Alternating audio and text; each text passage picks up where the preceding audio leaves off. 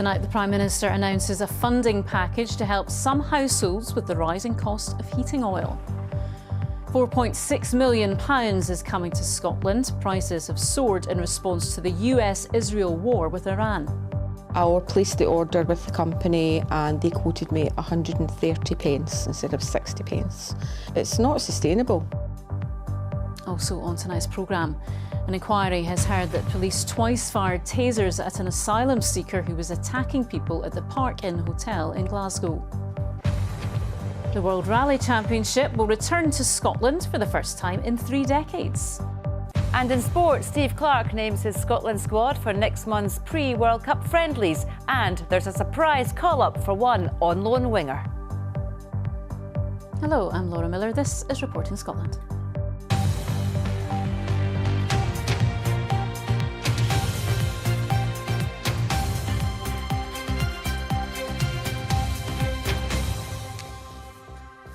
It's now over 2 weeks since the US-Israel war with Iran began. For many here, it's beginning to have an impact on household bills, especially if you use oil to heat your home, because the cost of it has spiked and it's not covered by the energy price cap.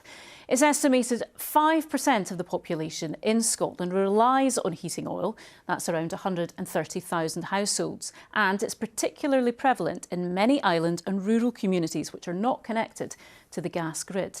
Today, the Prime Minister announced a funding package of over £50 million to support people most exposed to rising heating oil prices. Around £4.6 million of that is coming to Scotland. But some support services are warning it's not enough. With more, here's our Westminster correspondent, Paris Gortsianis. It doesn't look like the economic front line of a war in the Middle East, but when conflict erupted in Iran, this pony breeder in Shetland knew from bitter experience what was coming. By the time Carol had ordered more heating oil, the price had already started rising. It's now doubled. If it happens the same as in previous years, we can switch the heating off during the summer. It should last until the autumn. But of course, you don't know how long this war is going to last and what the price will be in the autumn.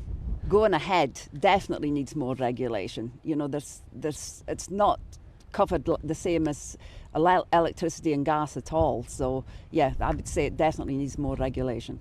In Falkirk, mum of 3 Alison, a mature student who receives universal credit, says her heating oil bill has doubled to nearly £700. I placed the order with the company and they quoted me 130 pence instead of 60 pence.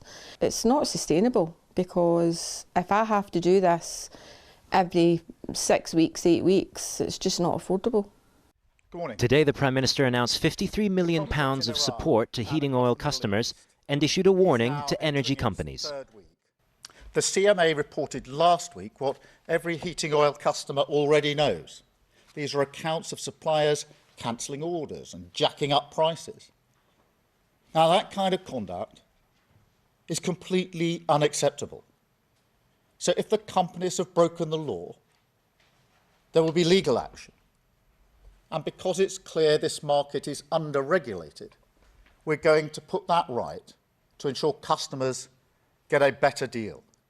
Charities supporting households in rural areas say they're getting calls from heating oil users daily and argue much more needs to be done. 6 or 10 or thereabouts in the islands rely on oil, and quite a considerable amount of these are in fuel poverty already, and that was before this hit.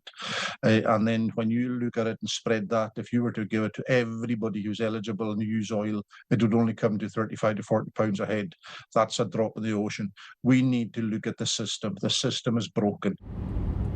Long term, only an end to the conflict in Iran will guarantee relief for users of heating oil and avoid the need to support even more households. Until then, war in the Middle East will continue to cloud the lives of people living far away.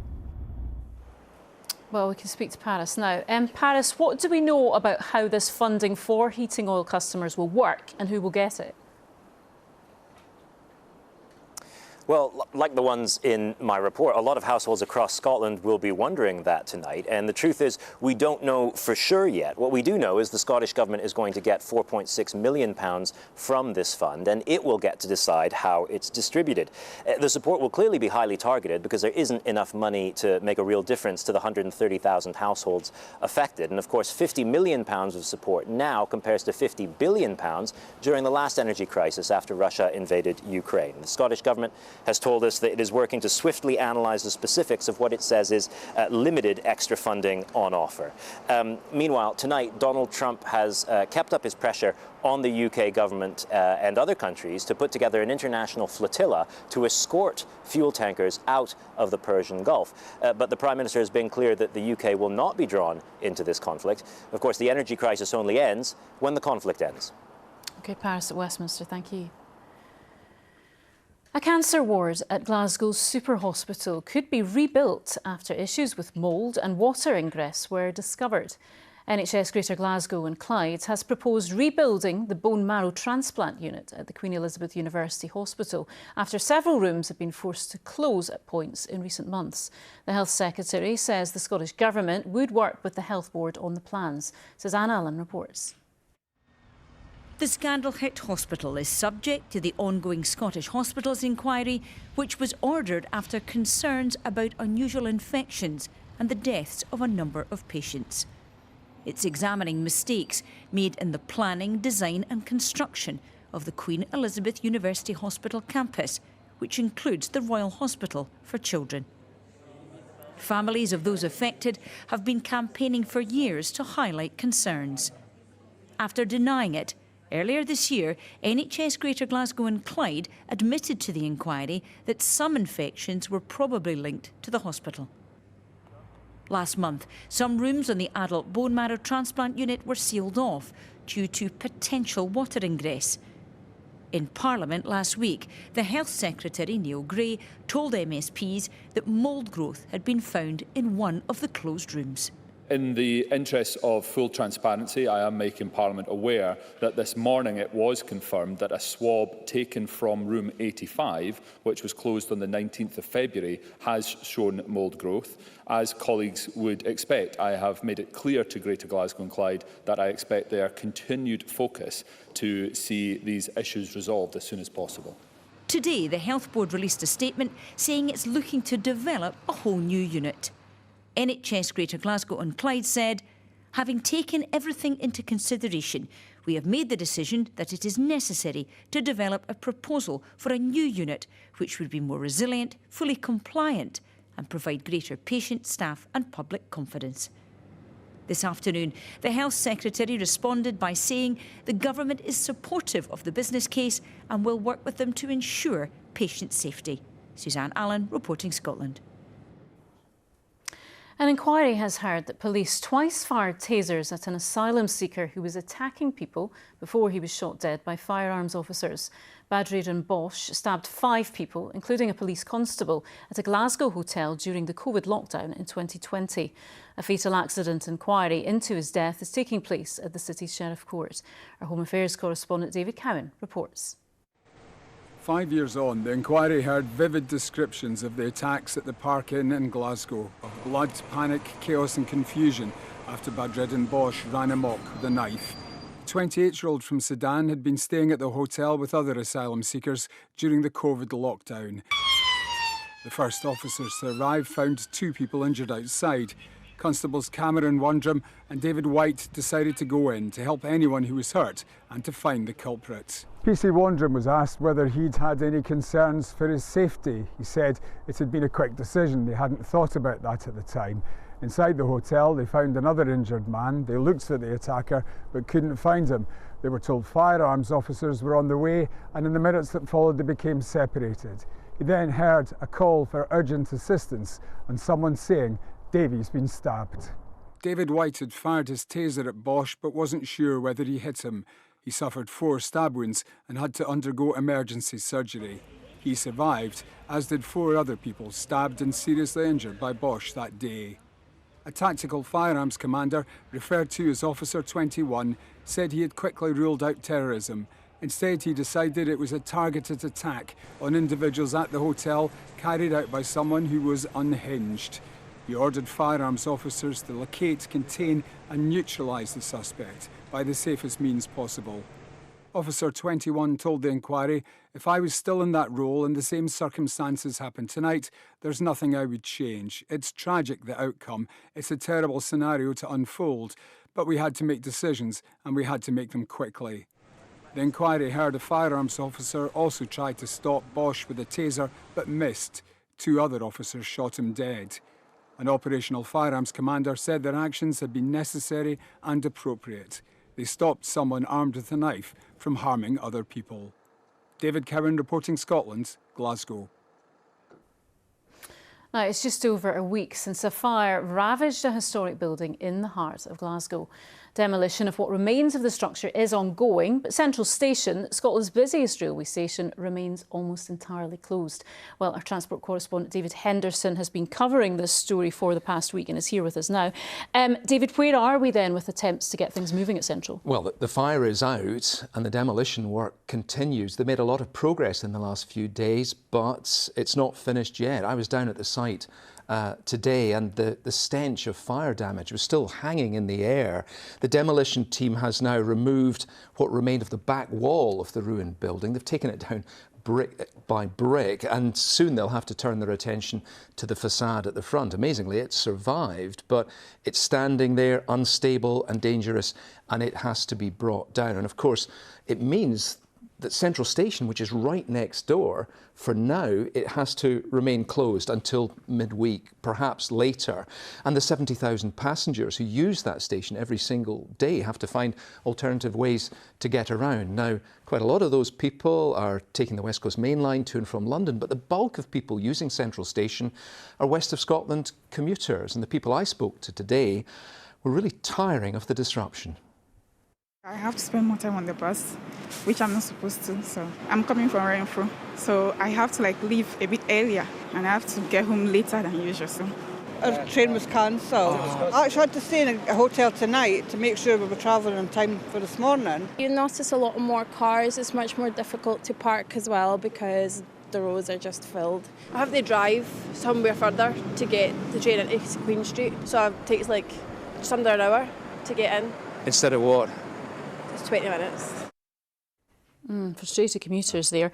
But clearly there's still a lot of structural work to go on. All the while, though, businesses affected, not just the ones that were in that building. Yeah, this is the start of a long road. The demolition work goes on. They mean to clear the site, Laura, clear the roads, open the station, get the city centre moving. But there's that big question about what happens to this site long term. Tomorrow, Glasgow Council will be meeting. They'll be holding what they're calling a recovery meeting to try to develop a plan for what comes next after the fire. That could mean that the site is bought from its various owners through compulsory purchase and then rebuilt. Funding is going to be key, so there'll be representatives from the National Wealth Fund there, people from the National Investment Bank. Now already the First Minister John Swinney has pledged a £10 million pot of cash to help the council and help businesses directly affected by the fire, but he's under pressure, so to the council, to go that bit further. There are calls for tax breaks for firms in the area around the fire, which might end up losing money. They may suffer as a result of a lack of footfall. Calls for urgent action to get this site built again so that Glasgow can bounce back fast. A lot of people watching closely to that. OK, thank you, David. To some of the day's other stories now. And a serial rapist who attacked sex workers in Dundee over a 2-year period has been jailed for 14 years. 52-year-old Alexander Stephen assaulted 5 vulnerable women, deliberately choosing people from overseas, telling one she wouldn't be believed over a white Scottish man. At the High Court in Edinburgh, the judge praised the victims for coming forward. 5 people, including 2 children, have been taken to hospital following a 15-vehicle crash on the M73 in Glasgow last night. 6 ambulances, 3 fire appliances and 2 special response teams were sent to the incident between Baillieston and Gartcosh just before midnight. The road was closed northbound but reopened at around 4 o'clock this morning. A fatal accident inquiry into the death of a 12-year-old boy on the River Tay has heard that a consent form had mentioned he couldn't swim more than 10 metres before he was taken out on the water as part of an adventure activity. Caden Walker died in July 2019 when he became trapped on the side of a weir. The inquiry is a joint hearing into 2 drowning deaths 5 years apart. And hundreds of passengers travelling to Dubai spent 11 hours on a flight to nowhere after their plane was turned back over Egypt. The Emirates flight set off from Edinburgh at around 9:30 last night and was due to land in Dubai this morning. However, as the plane flew over Egypt, flights at Dubai International Airport were suspended following a fire caused by an Iranian drone hitting a fuel tank. The plane was forced to return to Edinburgh. Now, the World Rally Championship is roaring its way back to the forests of the North East next year, the first time the event's been to the UK in 8 years. Aberdeen and surrounding areas will host a full round of the event, a first for Scotland, for the following 3 years. An organisers estimate it could bring as much as £80 million into the local economy. With more, here's a reporter, Tyrone Smith. Some of the high-octane action from this year's World Rally Championship, which is being contested over 14 rounds across 4 continents. From next year, Scotland will be a stop on its global tour after a 3-year deal was struck with Motorsport UK. It's very special. Bringing the World Rally Championship back to the UK, and more importantly for you here in Scotland, is something we've been working on for many, many years. And it is a big moment. It's a very big moment. It's over 30 years since Scotland last hosted stages of the World Rally Championship. It's never solely hosted a full round of the prestigious event. And that will all change when the WRC Rally Scotland roars into action here in Aberdeen next year. As well as bringing the sport's biggest names, it will also bring a welcome economic boost. Economic prosperity is clearly hugely important. It's always very difficult before you've hosted one of these events to predict accurately what the economic impact might be, but I would certainly expect anything between 50 and 100 million to be possible over the 3 years of this event. Scottish motorsport legend, the late Colin McRae, was crowned World Rally Champion back in 1995. His nephew Max will be hoping to make his mark in and around the Granite City next year. I'm just wondering what your uncle would have made of all of this. I think he'd be very proud, of course, and just to have Scotland here in the World Championship, yeah, for sure he'd be very proud and for sure very excited as well. I'm just feeling the exact same way, very proud to be standing here with these words on the car saying that the WRC is coming to Scotland next year. So to just see that in person and not just hearing rumours, it's very special to me, and it kind of makes a young boy proud to have the WRC coming here. Having worked so hard to get a Scottish round on the WRC calendar, organisers and fans will be hoping it'll be worth the wait when the racing starts next year. Tyrone Smith, reporting Scotland, Aberdeen. OK, let's get tonight's sport now with Jane. And it was a busy weekend, but we're looking ahead, aren't we? We're looking ahead because it's all about the World Cup, don't you know? You might have heard Absolutely. we've qualified. Yeah. Steve Clarke has named his squad for Scotland's up-and-coming friendlies, and there's a new name included in the group of 26. It's that man there, Findlay Curtis, the winger who's currently impressing on loan from Rangers at Kilmarnock. Well, we'll hear from Clarke's thoughts on the 19-year-old's inclusion shortly. But first of all, let's have a look at the squad for the friendlies later this month against Japan and Ivory Coast. Well, Craig Gordon's injury keeps him out, with Falkirk's Scott Bain the only keeper included currently playing regularly. Meanwhile, in defence, Everton's Nathan Patterson returns, so does Wrexham's Dominic Hyam. It's encouraging to see Billy Gilmore, John McGinn and Scott McTominay all in midfield despite recent injury concerns.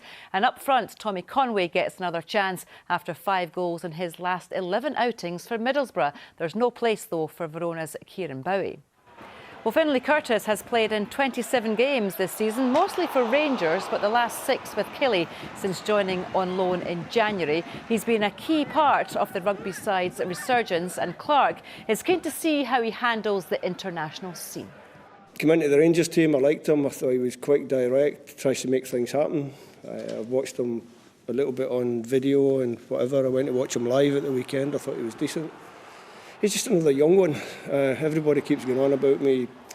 I don't evolve the squad or change the squad, but there is a natural evolution to any group of players. I've always tried to introduce young players when I feel it's the right time to introduce them, and Finlay fits into that category at this moment in time. Well, Clark's press conference took place at Kirkland Newkes Primary School in Renfrewshire, where many of the pupils enjoyed meeting the Scotland head coach. But getting back to reporters' questions, and Clark insists the door is still open for others to be considered for the national team, and was asked about the absence of any Hearts or Motherwell players in his squad, given how much the two teams have impressed domestically. What I would say is that I really think that both those teams have been exceptional this year. They've done really well. But maybe the team is better than the sum of the parts, which is a credit to the coaching staff and the managers on both sides of both those teams. I think they've done really well, but I'm looking at everybody. Now to the Premiership, and another weekend of twists and turns means the top six is almost finalised. Falkirk are almost there, but just look at the top three, separated by just those 3 points. Well, the pressure was on Rangers as they faced St Mirren in Paisley. 1 goal enough for them to seal all 3 points, with Tour Romans opening his account for the Ibrox club. Well, that win was vital for them in terms of the title challenge, especially after Hearts' defeat the previous evening. Kilmarnock beat the leaders thanks to Michael Shawning Larsson's goal. Celtic also kept up the pace. They went behind against Motherwell, but after Emmanuel Longello was saw red for that, Celtic took advantage, winning 3-1, and the title race is heating up nicely. Big performance from our side on a tough place, good effort, good fight. Today was not about winning nice, it's about the result. I think the last 3 games we had a great performance but not the result, and today I take this really and we move forward. 8 cup finals to go, and I think this is the next message. It's important that we pick ourselves up and go again. As I say, with 8 games to go, we're still in a fantastic position. And it's important that we try and make the most of it. But we've got to recognise that when we go away from home again in particular, then we've got to use this as some sort of reference. It's difficult when you're chasing. It really is difficult, you know. And but that's all we can do. We just try and keep chasing and see where we go. To rugby, and Jack Dempsey is to leave Glasgow Warriors this summer after agreeing a deal to join a club in Japan. Well, he's certainly impressed for Scotland in these 6 nations, although the campaign ended in disappointment with defeats in Ireland. The hosts led 19-7 at the break, with Finn Russell getting Scotland back into the game after half-time, before 3 more Ireland tries ended the visitors' hopes and sealed them the Triple Crown. In the end, it was France who retained the trophy with victory over England later on Saturday, but Hugh Jones conceded that Scotland weren't consistent enough throughout the tournaments. There have been times in the championship we've been brilliant. We haven't all the time, but I think in this competition, it's to win it, you have to be at your best every week, and yeah, we've never really found that. I believe in this group that we have the potential to do that, but we just haven't got it right this year. Some golf news now, and that man there, Robert McIntyre, has said that he was satisfied that he gave it a shot after coming close to becoming the first Scottish winner of the Players' Championship since Sandy Lyle in 1987. Well, this birdie on the 15th fuelled McIntyre's hopes of staying in contention, but then a bad lie led to him finding the water and therefore carding a bogey on the par 5 16th. He later called that one a sore one. The Oban man eventually finished 4th, 3 shots behind the American winner, Cameron Young. It was stressful. I was actually struggling to eat early on the back 9, but yeah, it's what I want to do. It's where I want to compete. Obviously, last year was a big kind of wake-up call for me, a big eye-opener to know that I can really compete at the top end of world golf, and I had a chance today to do something very special that obviously Sandy was the last one to do it from our country. To tennis finally, and Cameron Norrie says it's a nice thing to reclaim the British men's #1 spot, but admits he's not really thinking too much about it. Norrie replaced Jack Draper in the position after reaching the quarter-finals at Indian Wells last week, but the pair are so close in the world rankings that they could switch places again as early as next week, with both of them in action at the Miami Open. Playing those matches that I did especially against someone like Alcaraz in the quarterfinals of a Masters, back playing those big matches is exactly the reason I've been putting in the hard work and been really just trusting with my team and just really trying to enjoy my tennis. So I think those kind of things, more than the ranking things, is more enjoyable for me. That's your sport. Tons of it this evening and all pretty good news. Absolutely. I was just looking at Bob McIntyre's social media as well. Do you know what he said about his performance? Can you repeat it? He said, sometimes you're the dog, sometimes you're the lamppost. Oh, nice. Good. Wise words. Got away with words. Got away with words. Thank you, Jane. We'll move on from that, Christopher. Yeah. It feels like we've gone right back to the heart of winter, frankly. Well, we're going right back to spring this week, actually. Oh, good. Yes. Good news. Certainly midweek onwards, high pressure on the way. Well, you can continue. Thanks very much indeed. Good evening to you. We've had some outbreaks of rain moving eastwards through the course of this afternoon, but actually I wanted to talk about what's coming up this week, because we're going to see a transition away from the low pressure that we had all through last week, wind and rain, to high pressure, which develops midweek onwards, just calming things down, quietening things down. There'll be some sunshine and it should be warmer. But back to the here and now. We've still got the remnants of today's rain clearing away, and then the trailing cold front continuing to produce rain across the Highlands and Islands. Elsewhere, cloudy, certainly windy and mild. Temperatures overnight 7 to 9 Celsius across the mainland. And tomorrow is a mild day as well. We're in warm sector conditions between the warm front and the cold front, and we're dragging in that mild southwesterly air. However, it will be fairly cloudy, and if you're stuck underneath that cold front across parts of the west and the northwest, it will be wet, with outbreaks of rain set to continue. So this is the picture through the course of the day tomorrow. There's the cold front producing outbreaks of rain. Elsewhere, it's fairly cloudy. It's certainly blustery with those brisk southwesterly winds, but it will be on the mild side. Temperatures come mid-afternoon into the teens across many parts of the country. There'll be a few breaks in the cloud at times, and certainly that could lift temperatures up to 15 degrees for the Murray Coast and northern Aberdeenshire. But further west, you can see that cold front still producing outbreaks of rain as it continues to work its way eastwards. And it will continue to move eastward through the course of tomorrow evening and tomorrow night. But actually, watch what happens through the early hours.